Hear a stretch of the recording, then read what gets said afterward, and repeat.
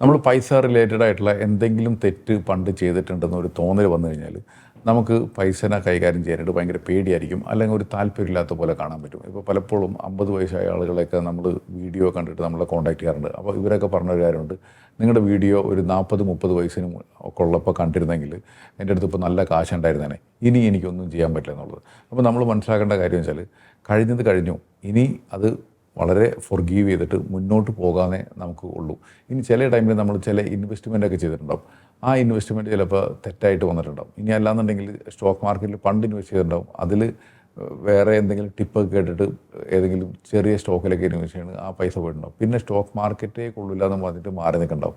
ഇങ്ങനെ എന്തെങ്കിലും കാര്യങ്ങളൊക്കെ ചെയ്തിട്ട് അതിൽ നിന്ന് ഒരു മോശം അനുഭവം ഉണ്ടായെന്ന് പറഞ്ഞിട്ട് അതിൽ തൊടാതെ മാറി നിൽക്കാതെ അതിൽ കൃത്യമായിട്ട് പഠിച്ചിട്ട് കൃത്യമായിട്ട് പ്ലാനോടെ ഒരു പുതിയ രീതിയിൽ തുടങ്ങുകയാണെന്നുണ്ടെങ്കിൽ നമുക്ക് എല്ലാവർക്കും നല്ല രീതിയിൽ നമ്മുടെ പൈസ കാര്യങ്ങൾ ഒരു കംബാക്ക് നടത്താനും നല്ല തൃപ്തികരമായിട്ട് ലൈഫ് മുന്നോട്ട് കൊണ്ടുപോകാനും പറ്റും.